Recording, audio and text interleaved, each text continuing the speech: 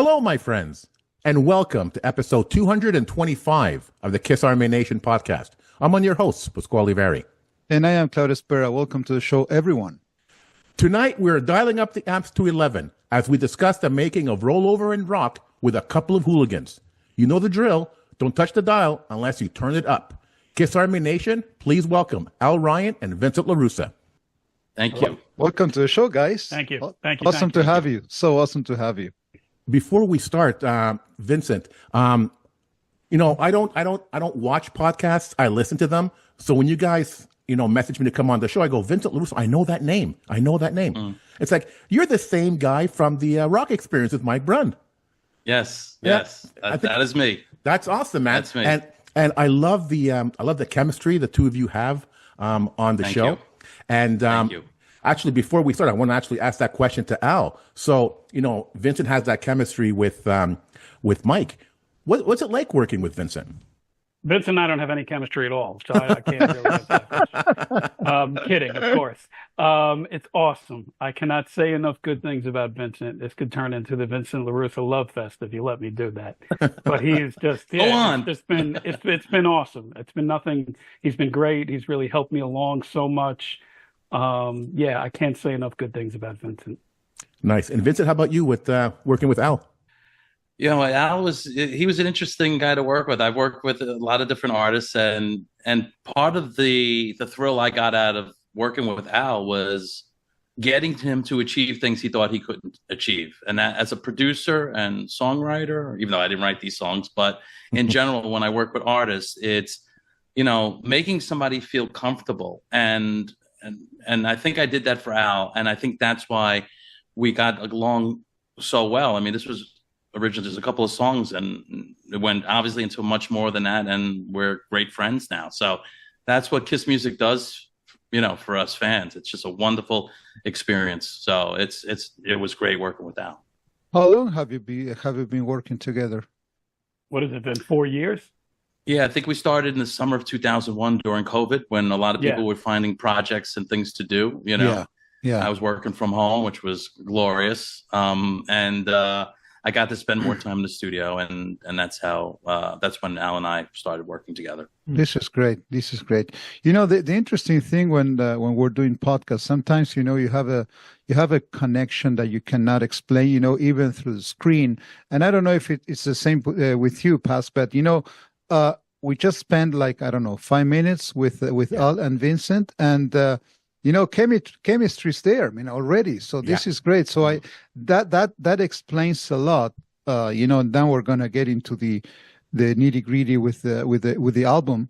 That explains why this album is so great.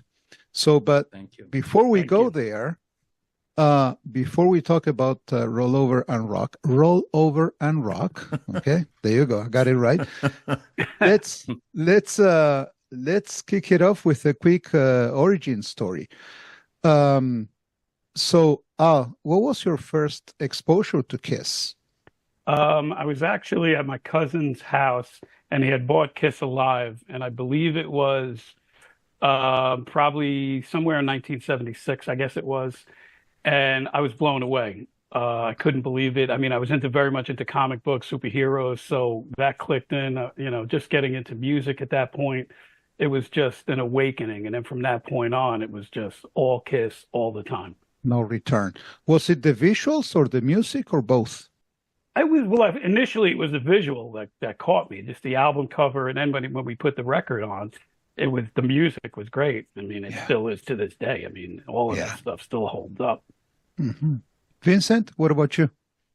Very similar to Al. Went to my cousin's house, and like Italians do, their family always is in the basement. That's where they eat and do everything. They could have a full house with full dining room with this, but everybody's in the basement, right?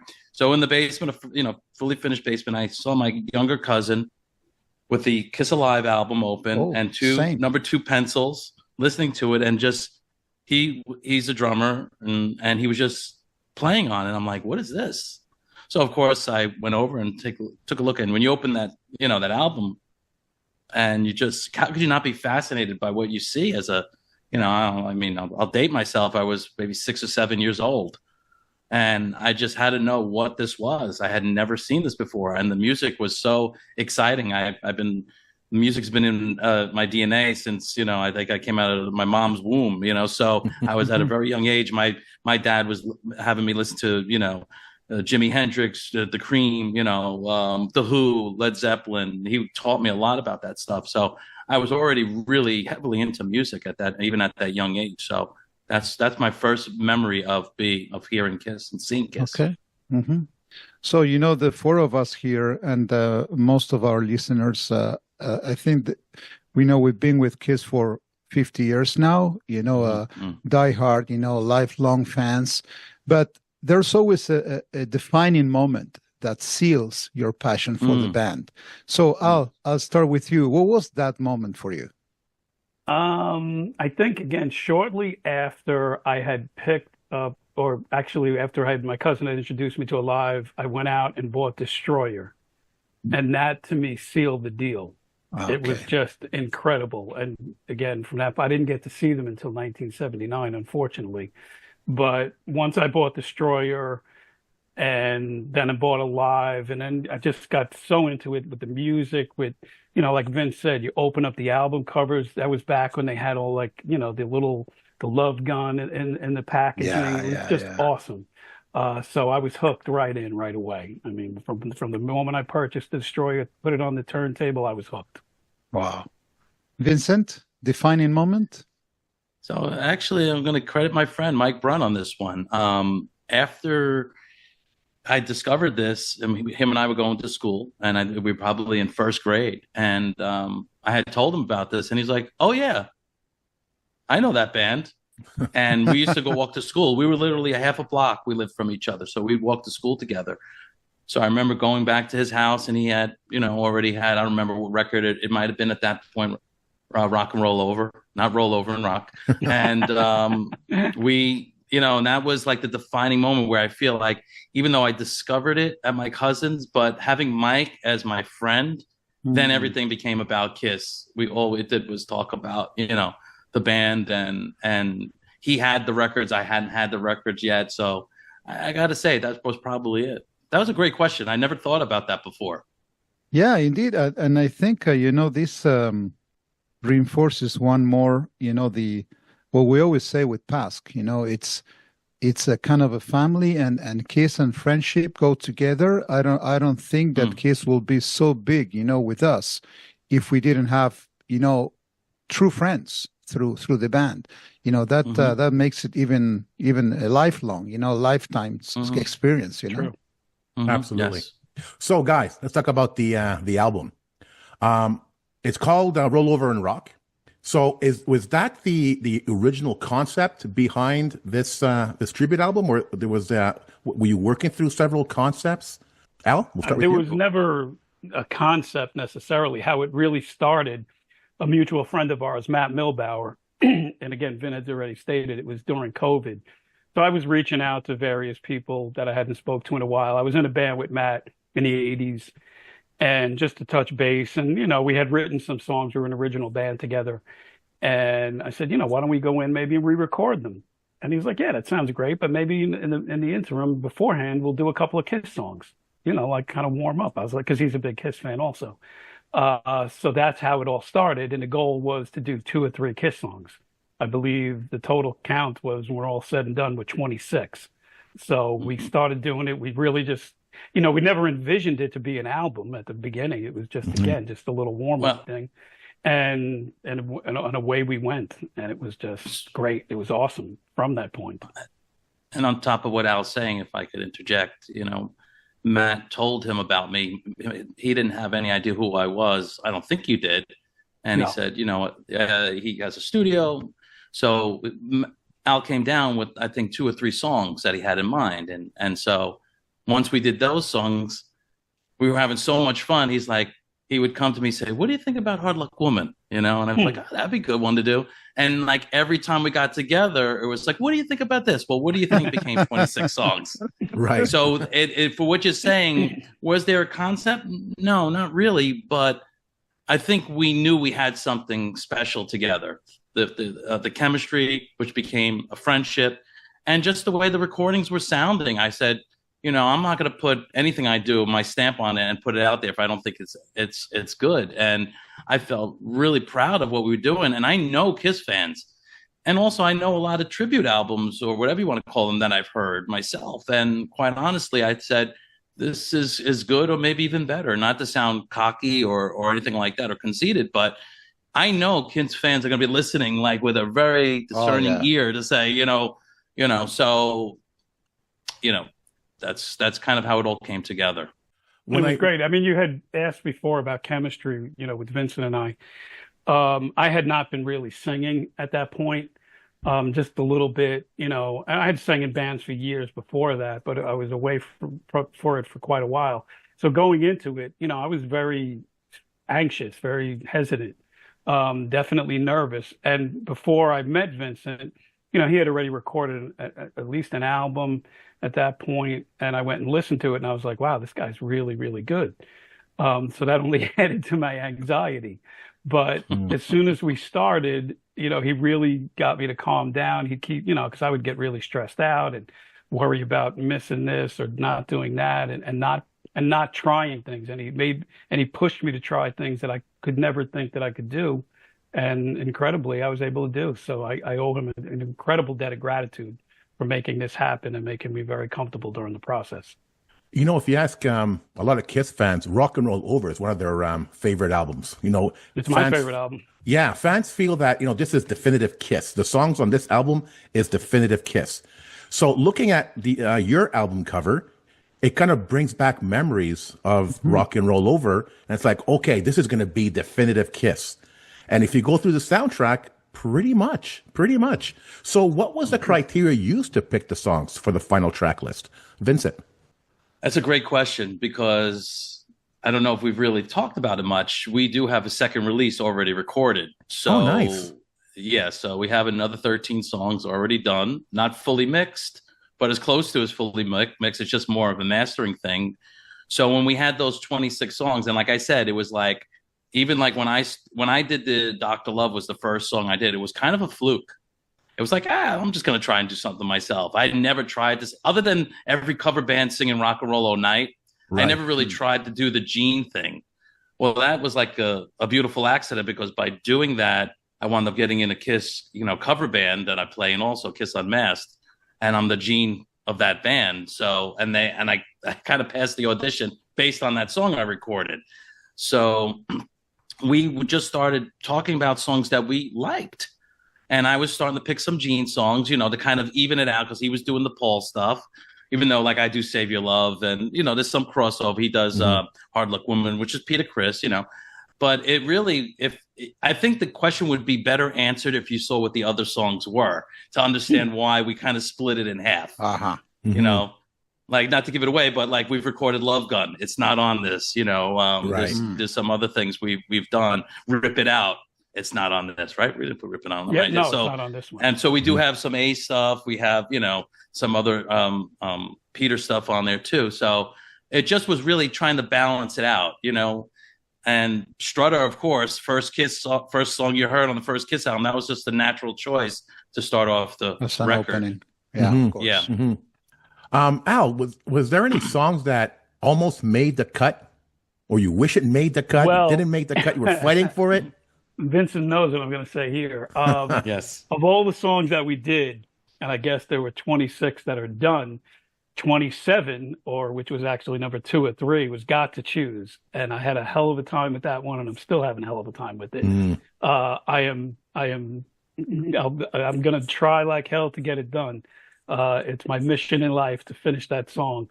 So that was difficult. And again, like I said before, I mean, a lot of it was difficult, but just by, keeping at it, practicing Vincent's recommendations, his tips, his advice, his guidance, everything, it got me to places I didn't think I could go. Again, I hadn't been singing in a while. And even when I was singing, I didn't think I could do the things that I ended up doing. And And truth be told, I mean, if we recorded 27 songs and 26 made the cut, that's a pretty good ratio. I'll take that any time. Oh yeah. You know, Oh yeah. Oh, yeah. And you know, Al's singing Paul Stanley. Let's not forget who that singer is. Mhm. You know, he's one of the most underrated singers and frontmans I think that's ever, you know, on the stage. I mean, not to talk about this, but if you listen to the new Dress to Kill box set and you just listen, because we're so used to hearing those live shows from Alive and his banter and how he commanded an audience. I mean, who else was really like that at that time? You know, it's just, so my point being is, you know, Al had to do a Paul Stanley. I could do the Gene. Oh yeah, I could do, you know, I could put on the voice, you know, but Paul Stanley, it's, you know, it's tough, man. And yeah, and you know, he was also struggling with some throat issues that he was powering through. So the fact that Al got through a lot of stuff, man, I witnessed it all. So I give him a ton of credit. He did a tremendous job. Thank you, man. Likewise.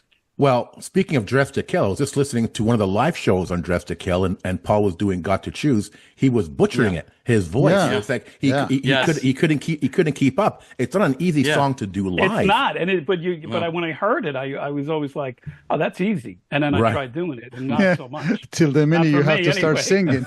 You have to start singing. Right. It's great when you're in the shower or in the car, but when it comes down, you know, when it counts, it sounds good in your head, right? It sounds good.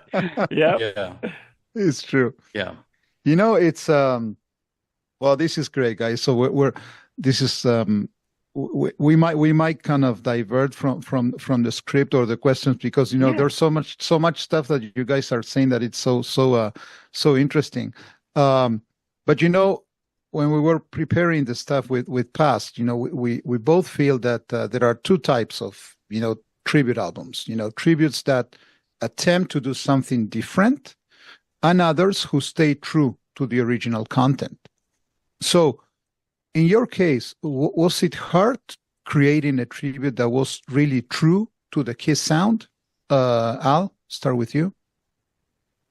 I mean, I think really that's a better question for Vin, because he did, you know, I mean, not only did he, you know, do incredible vocals, he did pretty much many of the instruments on the album. He produced the album. So getting the feel and the sound down and, you know, getting it down sonically, that's him, you know, and it came out, as far as I'm concerned, incredibly well. I mean, it sounds so good. Sometimes you're like, wow, that's not Kiss. Like, he really nailed that, the production, the sound of it. So let's go, Vin.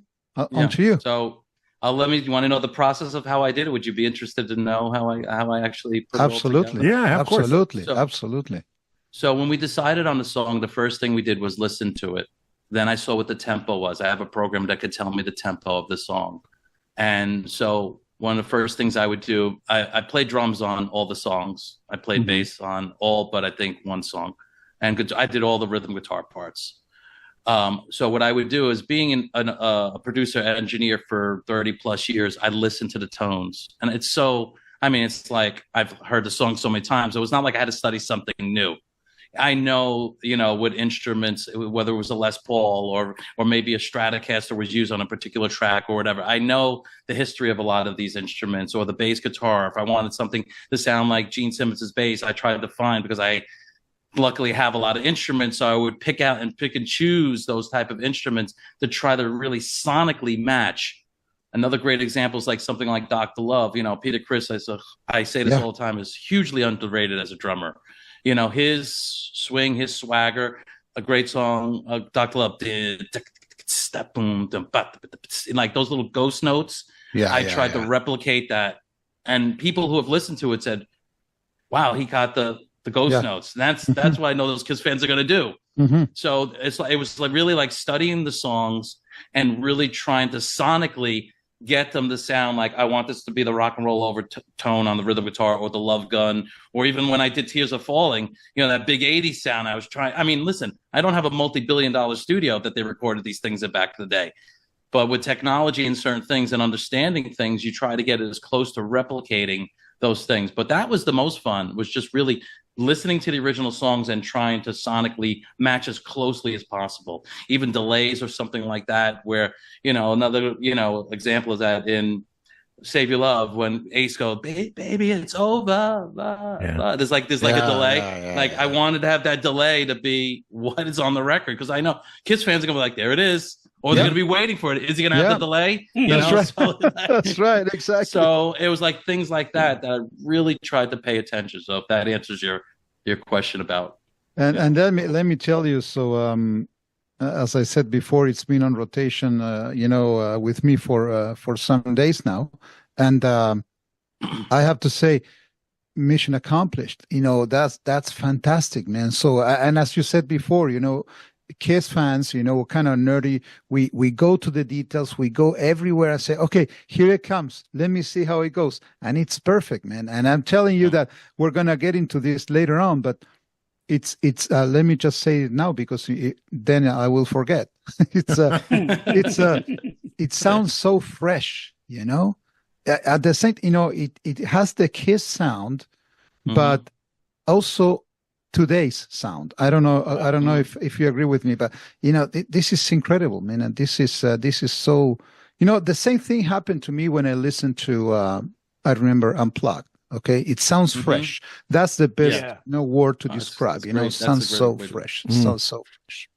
If I could interject for a second, yeah, of course. I'm not that kind of Kiss fan that has a musical ear. I don't wait for that sound to come or that part to come. I have good recall memory, but not So I listen to a song. It's like it sounds like a Kiss song. It's like, oh, wait a minute, this is missing or that's missing. I enjoy it as a Kiss song, and that's what this album was for me. There was nothing missing in the music. I go, wait a minute. This doesn't sound right, or this is missing from the song, or this little detail. It was all there. It was all there. That's what's so cool about it. It's a full package, man. It's incredible, And just one other thing I just want to mention, because you said something. What we didn't want to do was reinvent the songs to do that, because it's like the way I equate is like if I go see a Kiss cover band, a tribute band, I don't want to hear their versions of the Kiss songs. I want to hear it as it was originally performed. Yeah. So the same thing is when you're listening to your record. I mean, I think, on Kiss My Ass, the Toad the Wet Sprocket Rock and Roll Night is pretty cool, to be honest. Or Deuce that Lenny Kravitz did with the harmonica and Stevie Wonder. Yeah. That's cool. Cool. So you can do that, but for this kind of thing, we really wanted it to be true to the original. Yeah. And you were, and you really were. So it's that's amazing. Al, I have a quick question for you. So, is there a Kiss song or songs, or a solo maybe that pushed you, musically, to just get it right? Again, I'll go back to "Got to Choose" on the ones that we did on the first record here. I don't recall anything. Again, so I really enjoyed, like, right out of the gate. I mean, doing Strutter was the first song we did. That was awesome. And Mr. Speed. Mr. Speed. I was going to say that, man. I was flying. Great choice by his. Oh, my God. Yeah, that stood out for me. A couple of ones I had, since being a kid, I've always said, man, if I could ever do these songs, it would be so cool. Like, and again, Mr. Speed, I know we have Making Love on the next release. Yeah. Firehouse, man. Firehouse. Oh, my God. I mean, it came out so much better than I could have ever imagined. And again, much to Vin, but yeah, there were a lot of special parts, and looking back, those were some of the good. It was all good, but those really stood out for me. Like I was saying earlier, I don't have much of a musical ear, but I found like the production in this album was just so good. Were there any unique recording techniques or sound choices made to try to capture that spirit, Vinny, that you were talking about? Absolutely. Again, drums, it all starts with the drums on these songs. If I knew that Peter Criss's snare rung out on a certain song like Dr. Love, I made sure the snare sounded open.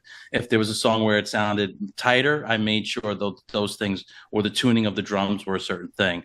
Or if I listened to, the rhythm track on, Ace Frehley's guitar on something, or even Paul Stanley, again, underrated guitar player. I mean, his rhythm playing is great. And even some of the solos he did, on He does the first half of I Stole Your Love. A lot of people don't realize that was Paul who did that on the record, or on the what is it, in Sure Know Something. He does the guitar solo, I believe. Yeah. So and on the not the Oath, the Elder, he does what's the A War Without Heroes. Heroes. Yeah, that's right. Great melodic ear, So those type of things, even I'm looking at the songs here to if there's anything that strikes me. All American Man. Oh, yeah. I mean, we would play that, and Al and I said, I wish I could get everyone in the studio and listen to it in this room right now. It sounds so when great I would crank in the studio itself. And what we would do is we would put on the original and then put on our version, and all of a sudden it was like, not to say anything against the original, because that's like sacrilege.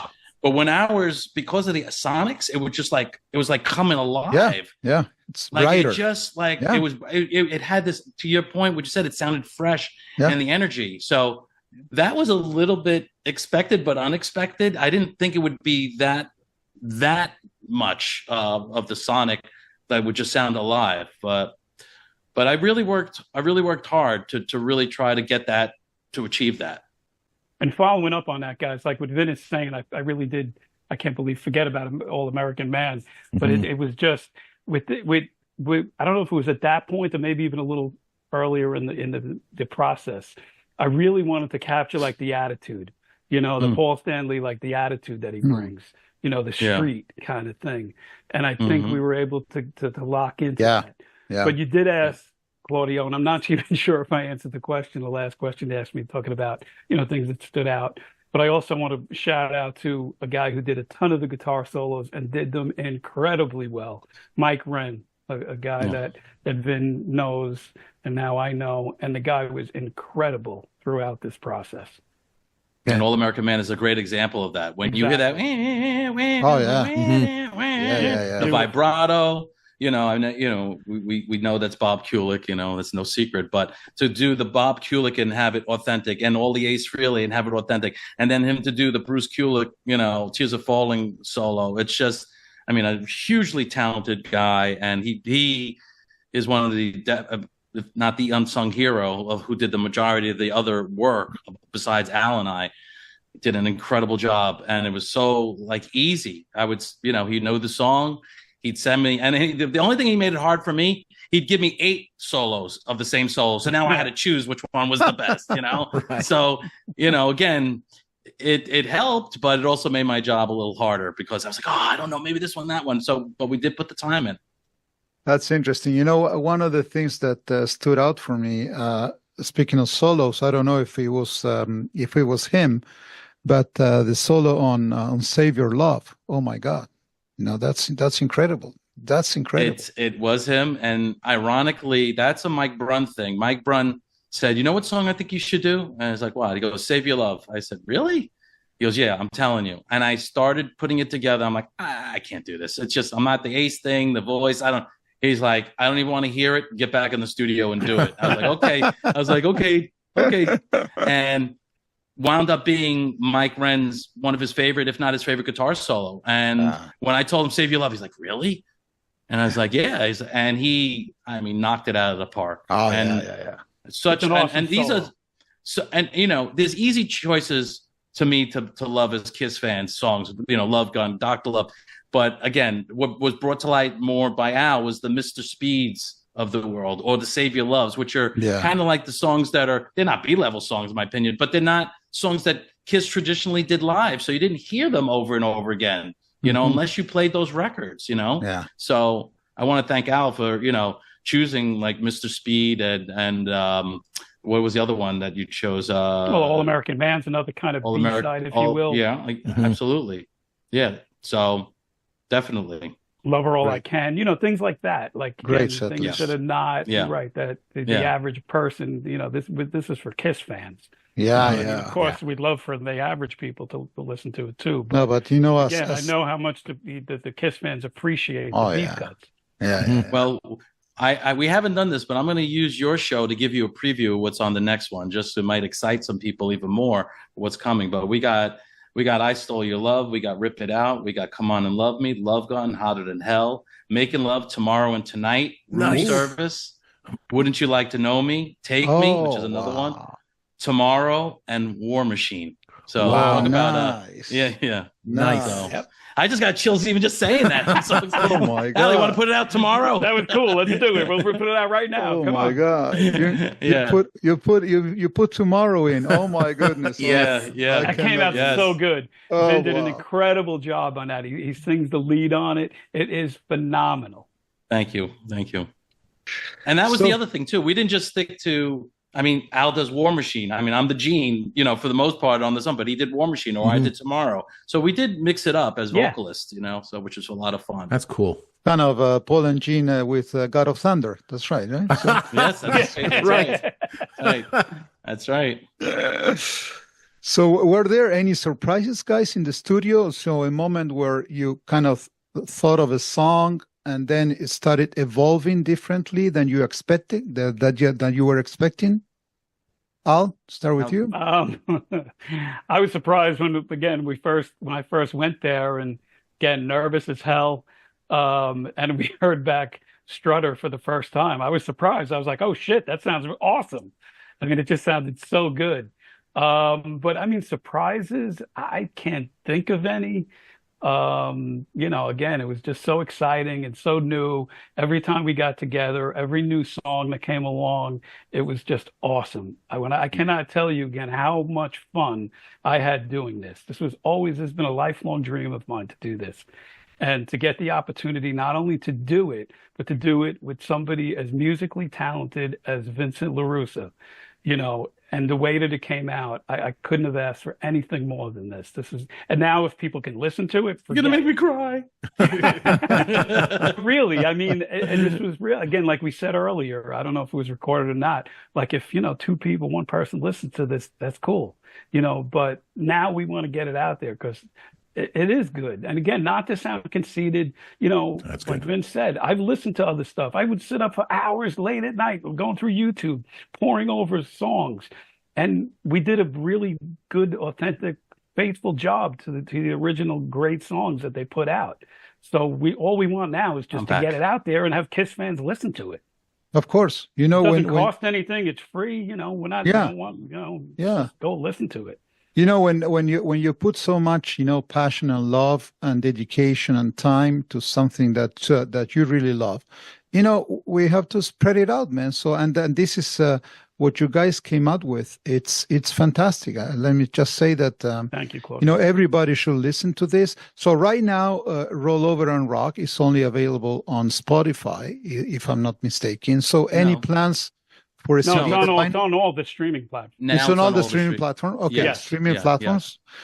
You can go through them right now if you want. And then my second question: any plans for a CD or a vinyl? A vinyl, please. I know. Vincent, Vincent. Yes, we definitely were going to do the CD. We talked about this early on. But Al, I haven't really spoken to you a lot about it recently, but people have kind of getting in my ear, like, how do you not have a vinyl? Yeah, that would be pretty cool, to be honest with you, to have an actual album. That would be great. I think what we were thinking was, let's test the waters and see what is wanted, because as you know, these things cost money, especially vinyl. So I don't want to have 100 paperweights, of vinyl records, like, as in my house. But if we felt that people would want it, certainly we will do it, and especially if we're going to do another release and this kind of picks up some steam.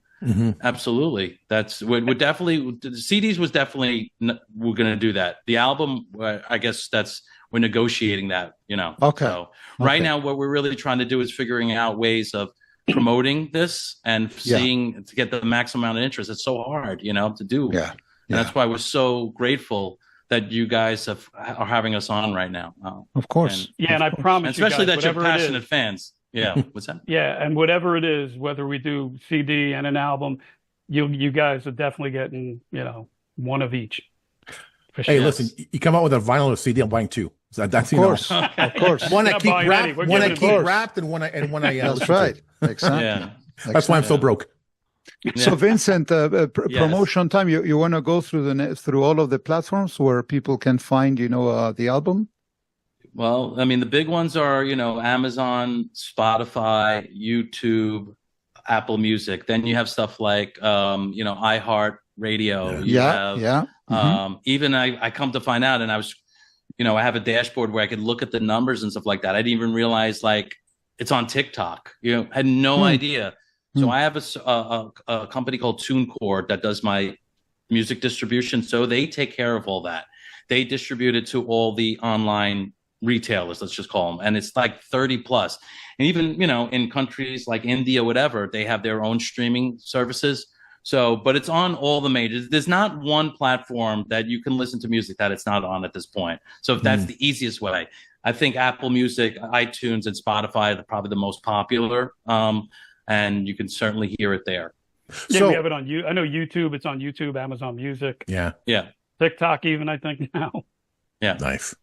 So if we could indulge for a second to give our perspective on the album. But before we do that, why or how'd you come to choose the first and the last song?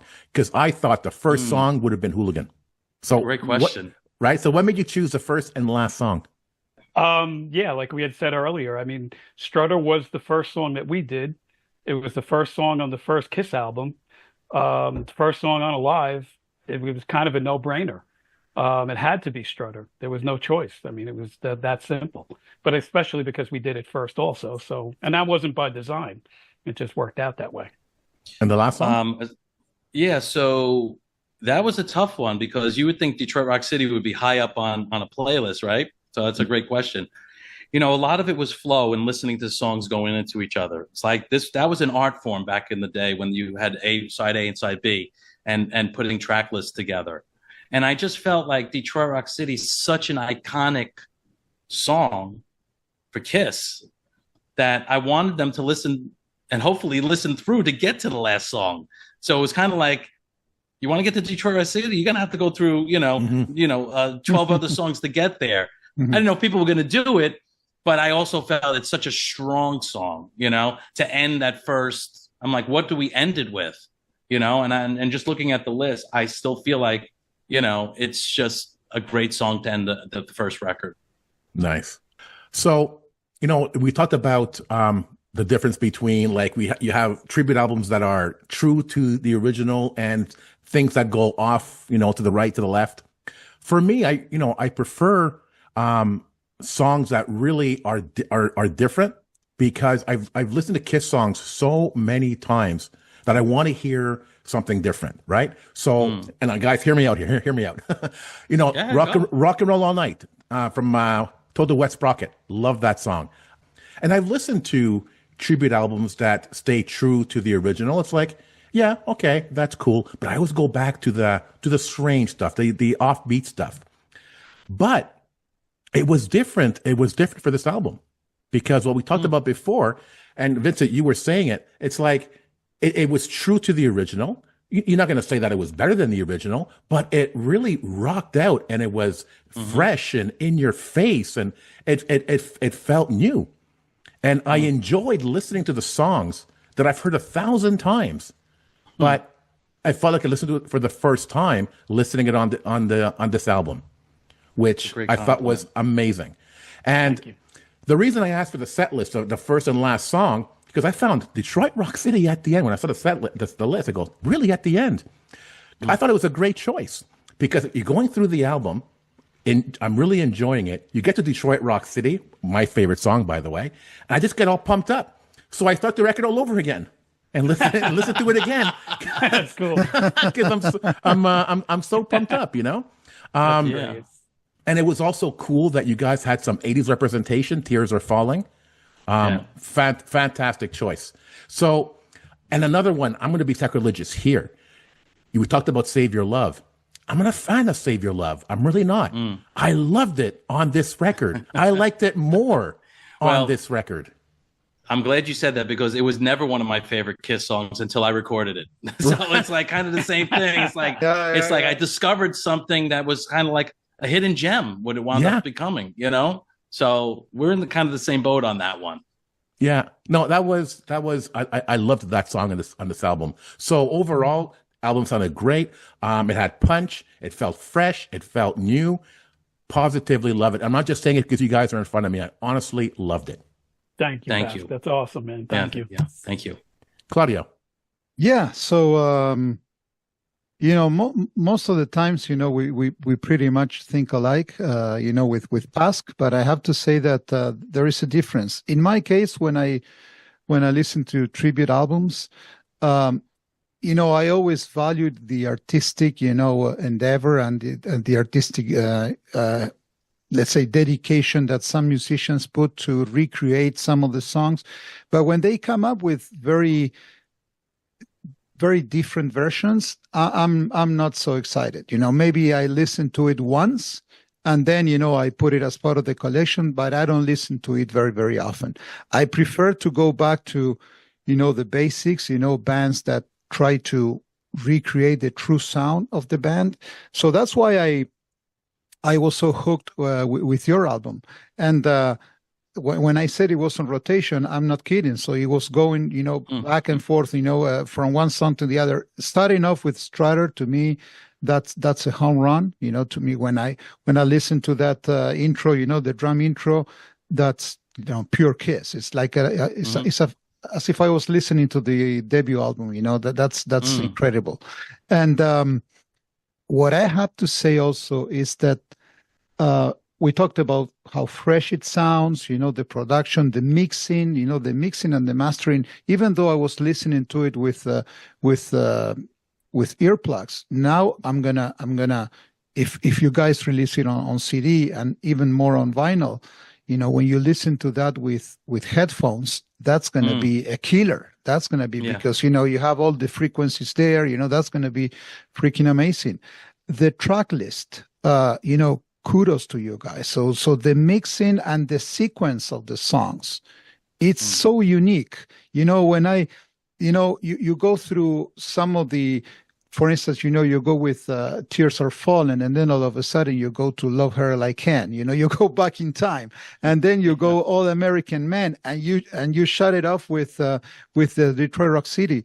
To me, what transpires from this album is that this is made by really true Kiss fans. It's not a music band that tries to play Kiss songs. This is truly coming from your heart, and you can feel it, that you guys, the way you're singing, the little details. And I'm just I'm going to close it off with this. I'm not a big fan of Calling Dr. Love. I got so tired of that song. When they play it live, I don't even understand why they play it so much.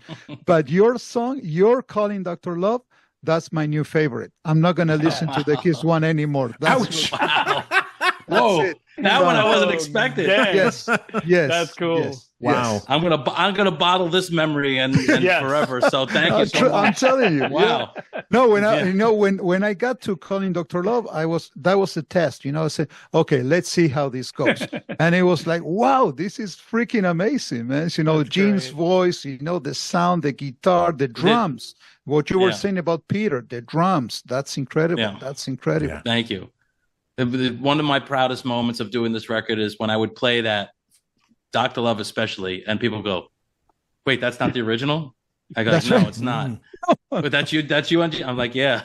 I mean, I'm not trying to say that to sound conceited or anything like that. But again, the passion and what we have to really, truly, it's like when we were kids, right? We put the makeup on. I just recently did a post for Halloween. My 8-year-old self with Peter Criss makeup on. It's like, I mean, we have this in our DNA. It's in our blood. I don't think if I tried to do, and I don't know why Skid Row came to my brain, a Skid Row tribute record, if I would have near the amount of passion and confidence and whatnot, or what's here, as in Kiss, which is my number one all my life. It shows. So, it shows. Yeah. It shows. It's fantastic. Thank you. Fantastic. So did you guys have any feedback? What was the reaction from other members of the Kiss Army? So far, I've been going around and trying to, we've been making a concerted effort to go out and contact podcasts, go on Facebook groups, go on Kiss websites. And honestly, we were talking to Vin and I before, the positive has been the feedback has been extremely positive. Nothing negative, because you always get nervous, with people out there, they can say I told them, I said, be horrible prepared. stuff. People Right. might be Whatever. harsh. And I don't, I'm not going to, it's all good. But honestly, we really haven't gotten any bad feedback. Yeah, But we still, sometimes. again, want some more people to listen to it. But, but again, so far, so good. So, Vincent, why do you think?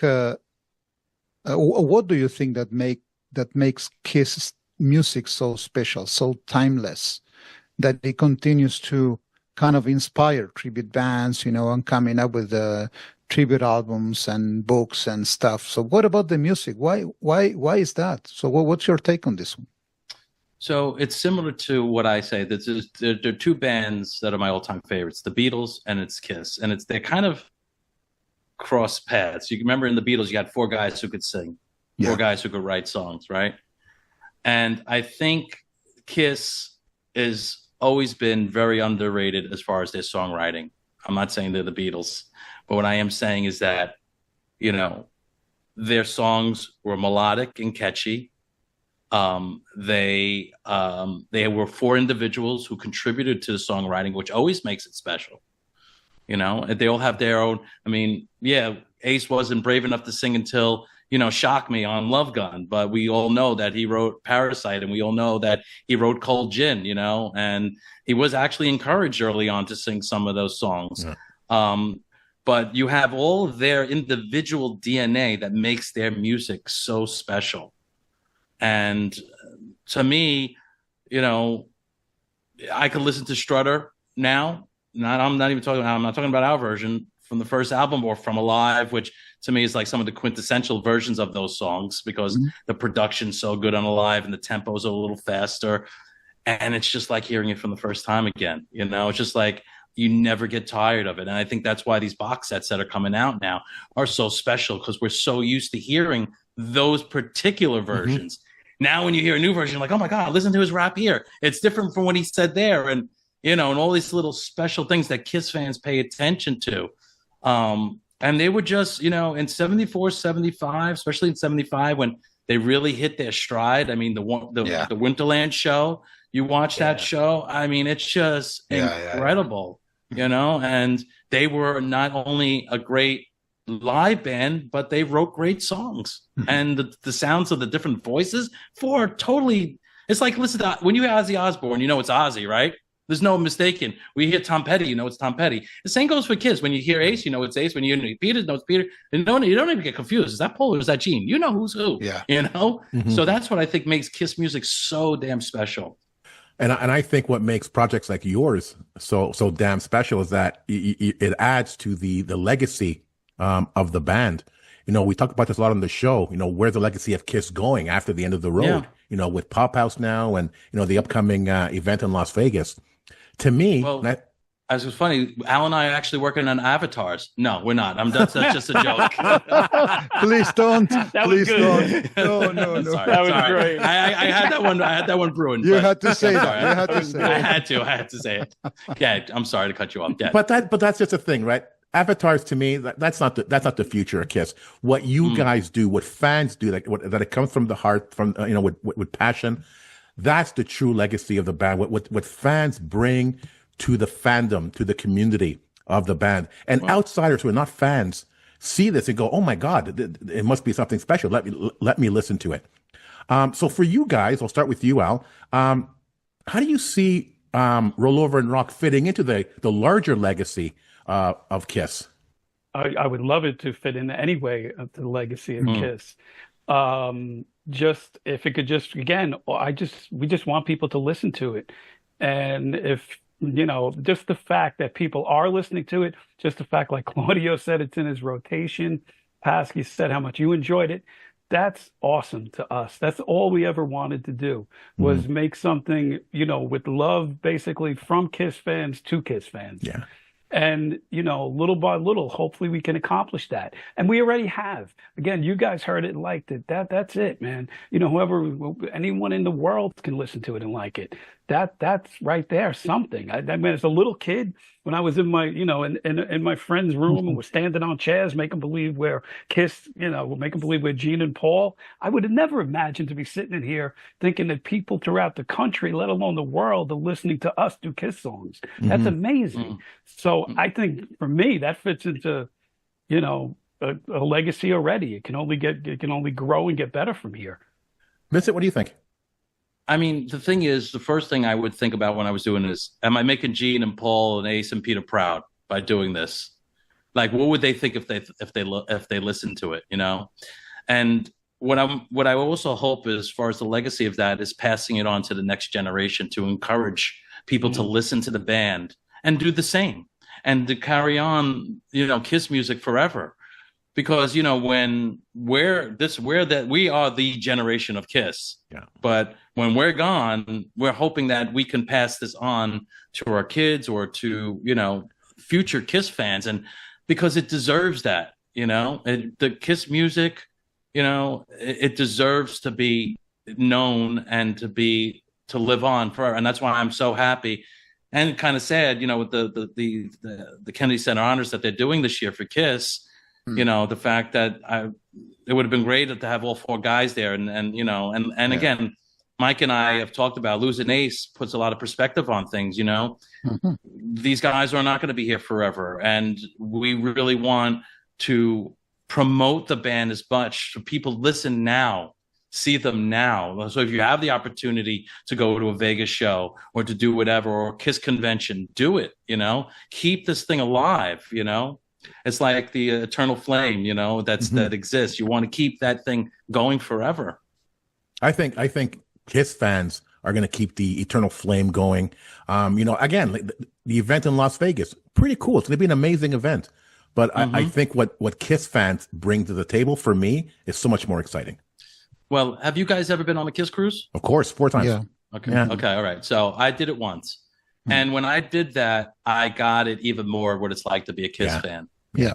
Because the friendships you make, and then I would go to another show like in the city, and I would be like, oh, there's the Chemist, or oh, there's the Rock Experience with Mike Run. I'm like, what? And I'm like, it's like this special group. It's just an incredible thing to be a Kiss fan and have that camaraderie amongst your brethren. It's just this what makes this Kiss thing like nothing else. I'm sorry. There's no other band, even the Beatles. As much as I love the Beatles, there's nothing else like being a Kiss fan. There really isn't. Agreed. True. But even following up on like what Vin was saying about, of course, Ace passing away, it's like a piece of your heart gets ripped out. You think, because I never really comprehended the fact that any one of them could die. Yeah, we talk about it all the time. Me and Mike. It's so sad, when it still doesn't seem real. Right, yeah. right. Yeah. It's like a piece of your heart, a piece of your childhood, a piece of your life goes away in a sense. You know what I mean? And then to carry it forward and like piggybacking on what Vin was saying, like I've got friends who I've been in bands with and otherwise that do not like Kiss, but they don't even. I think it's so they prejudge. They see the makeup, they see the show. I don't want to deal with that. And I was playing it for a couple of my friends, and they were like, "Those are Kiss songs?" I was like, "Yeah, they're Kiss songs. They're really good." I was like, "No shit, they're really good. They're great songs, man. Yeah, I mean, these are good it's songs. happened all my Don't life. discount this. Listen to this. Yeah. Give it a chance because these are good, solid, hooky rock songs." Yeah, and if we can now maybe you don't see the makeup or whatever, and somebody gives it a listen that normally wouldn't, that does help with the Kiss legacy, like you were asking. Pat. Absolutely. Good point. Absolutely. One of the things that happened to me when I was listening to the album so many times, given, the recent event with Ace, I'm so happy. And now I think it has even more value, the fact that you guys put Save Your Love there, because, it's a true Ace Frehley song. If you had put Shock Me, that's an easy one. But putting Save Your Love there, that's so special, and to me, when I was listening to it and I listened to the solo, that's why I wanted to mention that on the episode. it brought back so many memories, to me, like listening to Dynasty for the first time. The solo, pays tribute, in a huge way, to our dear spacemen, it's true. It's true. And just a little known trivia, the first song that I ever performed live was Rip It Out. I played drums and sang it. So, and this weekend with Kiss Unmasked, it's the Kiss tribute band I'm in. That's the first song we're playing. We're doing like 4 Ace songs in a row to give an Ace a tribute. And I asked the singer, I said, can I, because he normally does the Paul stuff and he does the Ace. I said, do you mind if I do it? And he said, no, you can do it. And so I kind of get, of course. As I get older, I get very emotional about these things, but that's how you really know what's here, Of course. So that, as you said before, it's in our DNA, and let's wrap it up, guys, in a high note. This has been an amazing episode, an amazing freaking episode. I couldn't believe, thank you, that we were going to have the chance to talk to you guys and promote your work. Everybody who's out there, give it a listen, or 2 or 3 or more, because this is truly fantastic. Vincent, Al, thank you so much, guys. Thank you for being on the show. This has been an awesome hour. Thank you. Thank you, guys. Thank you so much for the opportunity. Oh, it's our absolute pleasure to do that, to promote something so amazing. And again, coming from the fans, coming from the heart, from the passion of the fans, you could do no wrong. This was just, like Claudio said, such a fun and amazing episode. A pleasure to meet you guys. And now I got the faces to go with the songs. It'll be an even better experience. Thanks again, guys. Thank you guys Thank you so much. Thank you. To the Kiss Army, we hope you enjoyed this episode. If you have any questions, comments, or ideas, please send them to talktome@kissarmynationpodcast.com. Till the next time, remember, never stop rocking. Take care, everyone.